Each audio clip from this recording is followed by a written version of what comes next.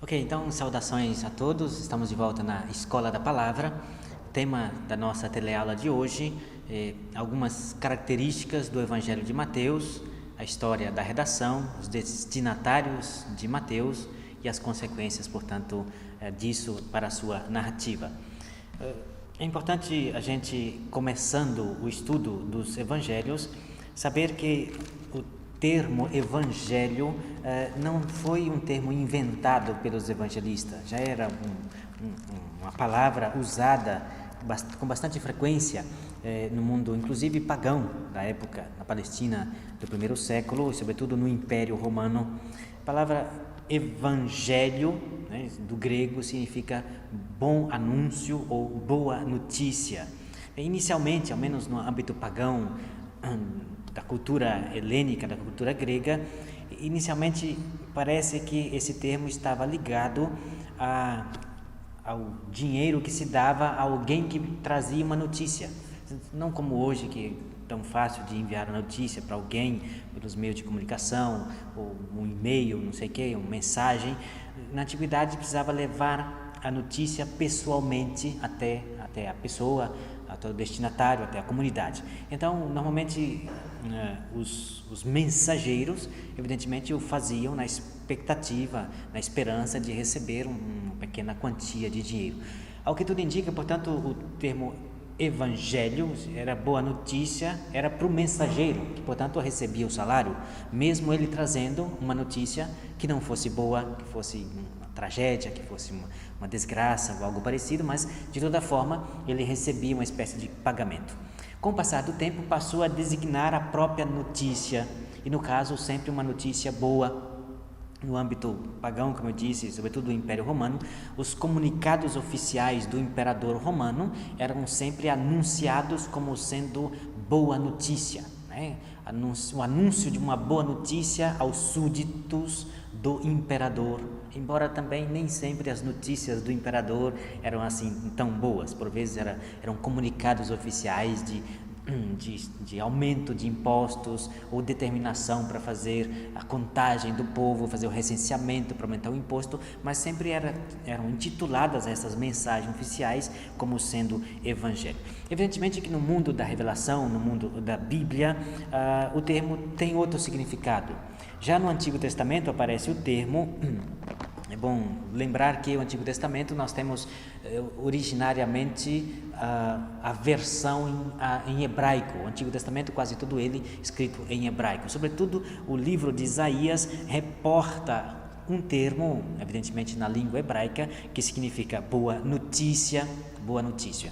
E quando os tradutores do Antigo Testamento original em hebraico traduziram para o grego, conhecida tradução 70 ou Septuaginta, no terceiro século a.C., ao traduzir aquele termo em hebraico que significava boa notícia, ao passar para o grego, usaram o termo evangelion, evangelho, ou então o verbo dar boas notícias, evangelizo, dar boas notícias. E é assim que nós temos, portanto, no Antigo Testamento, sobretudo em Isaías, né?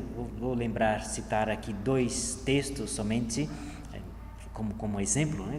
Isaías capítulo 52, versículo 7, nós temos ali provavelmente a primeira recorrência do termo evangelho, na versão grega, evidentemente, ou boa notícia. Como são belos, diz o texto, sobre os montes os pés do mensageiro que anuncia a paz, do que proclama boas novas e anuncia a salvação. Boas novas, né? O termo na versão grega, portanto, é evangelion, evangelho, boa notícia. A boa notícia aqui não é simplesmente um comunicado do imperador romano, não é simplesmente um anúncio do rei, não sei o quê, mas se trata de uma mensagem divina destinada à salvação. Portanto, é um termo conhecido do Antigo Testamento. Também em Isaías, mesmo livro, no capítulo 61, logo ali nos primeiros versículos, versículo 1, Isaías 61, versículo 1, também um outro texto que menciona textualmente esta palavra ou este verbo. O Espírito do Senhor está sobre mim, diz o texto, porque o Senhor me ungiu e enviou-me a anunciar a boa nova, evangelho, boa nova aos pobres, a curar os corações quebrantados, proclamar a liberdade aos cativos, a libertação aos que estão presos e proclamar um ano aceitável, o jubileu, o ano da graça do Senhor. É importante lembrar que Jesus fará citação exatamente desse texto aqui, quando ele fará visita à sua terra natal, em Nazaré da Galileia, visitando em dia de sábado a sinagoga, e ele lerá esse texto e comentará dizendo que hoje se cumpriu esta palavra que acabastes de ouvir. Portanto, Jesus se apresenta como alguém que anuncia uma boa notícia e, portanto, uma mensagem de salvação, um destinatário, portanto, específico, que é os mais necessitados. Aqui se menciona os pobres, os corações quebrantados, os que estão presos, portanto, se apresenta como aquele que traz uma bela e extraordinária notícia que transforma a realidade presente. Bem, dos evangelhos canônicos, isto é, dos 4 evangelhos que nós temos dentro da Sagrada Escritura, somente um dos evangelistas diz que o seu texto é evangelho. O evangelista Marcos inicia o seu texto exatamente dessa forma, dizendo que o seu texto é princípio do evangelho de Jesus, o Cristo, o Filho de Deus. Então, ele diz que aquilo que ele vai escrever é evangelho, é boa notícia, e, portanto, transforma uma boa notícia, uma mensagem, num texto narrativo, numa construção narrativa para uma mensagem. Mas o que nos interessa hoje, conforme anunciamos, é uma introdução mais específica sobre o Evangelho de Mateus. Então, se você tem a sua Bíblia, pega o Evangelho de Mateus, é o primeiro livro na ordem dos livros que aparecem no Novo Testamento. Bem, um pouquinho sobre o autor, né? Quem é Mateus, ou aquilo que a gente pode saber sobre este Evangelho. Uma observação inicial. Os textos antigos dos evangelhos, os códices mais antigos que nós temos na versão original grega, não apresenta o título, não apresenta, o autor não assina a obra, né? Os textos mais recentes, né, provavelmente na sua Bíblia, né, ao menos na minha aqui está escrito em letras grandes, né, Evangelho segundo Mateus, logo na primeira página, portanto, definindo quem é o escritor, o redator do texto que você vai começar a ler. Mas os textos, os pergaminhos antigos, não trazem esta titulação. O texto começa já no capítulo 1, versículo 1, né? Livro da origem de Jesus, o Cristo, o filho de Davi, filho de Abraão. Não traz o título, portanto, com o pergaminho, com o códice antigo, não tem como a gente determinar, bom, se trata do evangelho escrito pelo personagem Mateus, porque não está escrito. Bom, como que nós sabemos isto? Como que alguém colocou esse título dessa forma? Bem, isso por conta de uma tradição oral, né, muito antiga, evidentemente tradição oral, que depois posta por escrito e que se chegou até nós. Então, hoje, nós sabemos pela tradição, né, que este primeiro evangelho que aparece na nossa Bíblia se trata do Evangelho segundo Mateus.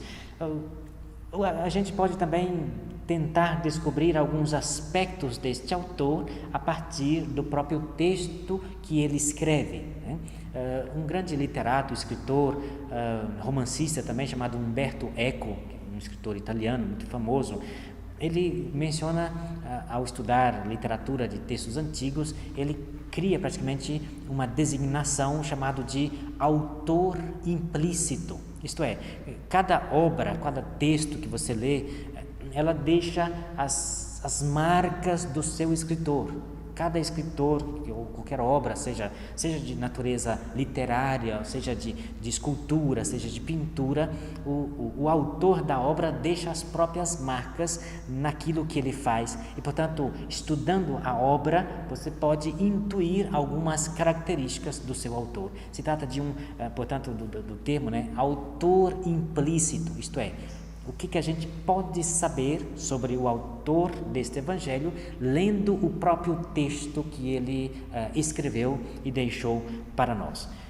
Bem, o que podemos dizer a respeito do texto de Mateus? Primeira descoberta, por assim dizer, que salta um pouquinho aos olhos ao ler o Evangelho de Mateus, é que se trata de um texto que tem predileção pelo Antigo Testamento, né? Se faz citações do Antigo Testamento, né? Com muita frequência. O Evangelho de Mateus faz 10 citações de cumprimento, isto é, ele relata um fato, um episódio, e depois conclui dizendo: isto aconteceu para se cumprir o que foi dito pelo profeta, o que conforme está escrito no profeta tal. Então são citações de cumprimento, né? Cumpre-se com estes fatos profecias antigo-testamentárias. Portanto, uma primeira característica do autor que brota a partir da própria análise da sua obra. Se trata de um autor que conhece muito bem o Antigo Testamento, que tem predileção, que tem gosto pelo Antigo Testamento. E, portanto, é bem provável que se trata de um autor judeu, né? um ex-judeu, pertencente à religião judaica, que agora se converteu ao cristianismo e apresenta os fatos referentes à pessoa de Jesus como sendo fatos que cumprem profecias do Antigo Testamento. Né? Bem, como a tradição nos apresenta Mateus como sendo o autor, o redator, o escritor deste evangelho, o próprio evangelho de Mateus reporta a assim chamada vocação de Mateus. No capítulo 9 do evangelho de Mateus, nós temos ali, capítulo 9, versículo 9, um único versículo, brevíssimo, né? Mas reporta a vocação dele, né? E assim diz: indo adiante, viu Jesus um homem chamado Mateus, né, sentado na coletoria de impostos, e disse-lhe: segue-me. Este, levantando-se, o seguiu. Portanto, se trata, né, de um cobrador de impostos, né? Cobrador de impostos, esta é a sua profissão, e sabemos que na Palestina no primeiro século havia muitos cobradores de impostos judeus locais ao serviço da ocupação do Império Romano e, portanto, altamente odiados, né, pela sua gente e, portanto, excluídos, né? Então, duas indicações, né, essenciais já que nós temos a respeito de Mateus. Primeira, que se trata de um autor que conhece muito bem o Antigo Testamento e que, portanto, se trata bem provavelmente de um ex-judeu convertido ao cristianismo, e sabemos também, a partir do relato capítulo 9, versículo 9, do seu chamamento, e ali ele reporta o nome desse personagem, se trata de Mateus. Observação, o texto paralelo no Evangelho de Lucas não traz Mateus, mas traz o nome de Levi. Portanto, se trata do mesmo personagem, possivelmente, mas este é o nome específico do autor deste primeiro evangelho.